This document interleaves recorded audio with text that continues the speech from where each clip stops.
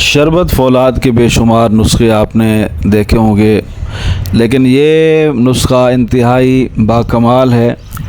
جسم میں طاقت اور قوت بھرنے کے لیے، چہرے کی رنگت کو نکھارنے کے لیے، کمزور اور سڑیل جسموں کو توانائی دینے کے لیے بہت ہی زبردست اور مجرب نسخہ ہے۔ سب سے پہلے اس کے اندر جو بنیادی اس کا جز ہے وہ ہے تربوز۔ تربوز کا پانی آپ لے لیں۔ تربوز میں 90% پانی ہوتا ہے۔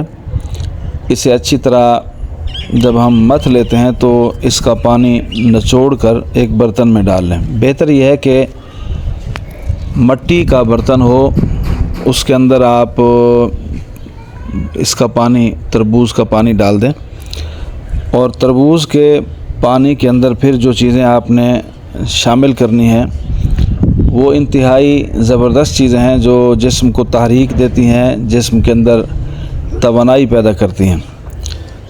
ہم نے سب سے پہلے تربوز لیا ہے اور اس کا ہم پانی نچوڑیں گے۔ پانی ایک برتن میں داخل کرنے کے بعد اب ہم اس کے اندر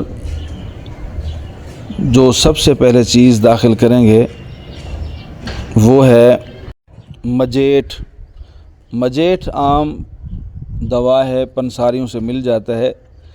اسے ہلکا سا کوٹ لیں، جوکوب کر لیں، بالکل باریک نہ کریں۔ سب سے پہلے ہم نے تربوز کے پانی کے اندر مجیٹ شامل کرنا ہے۔ مجیٹ کے بعد جو دوسری چیز ہم اس کے اندر شامل کریں گے وہ ہے برادہ فولاد۔ فولاد کا برادہ۔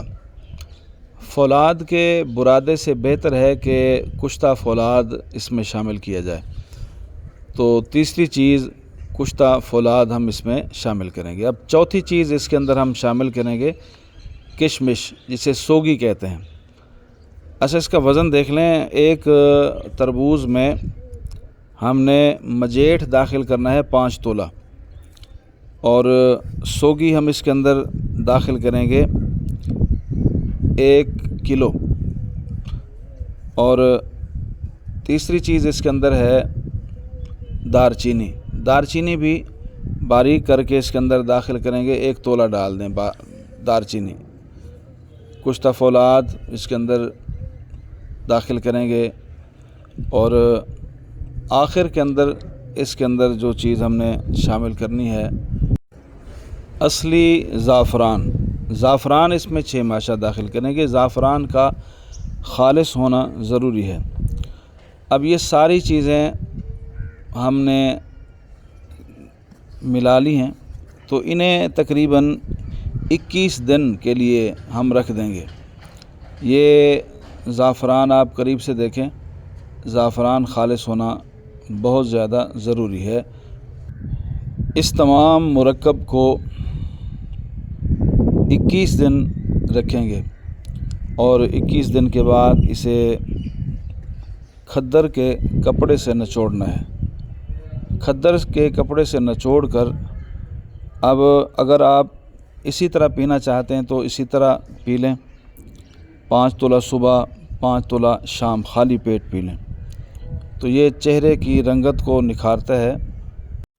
اور اگر آپ چاہیں تو اسے شربت بھی بنا سکتے ہیں، یعنی 1 کلو پانی کے اندر 3 پاؤ چینی شامل کر کے اس کا شربت بنا لیں۔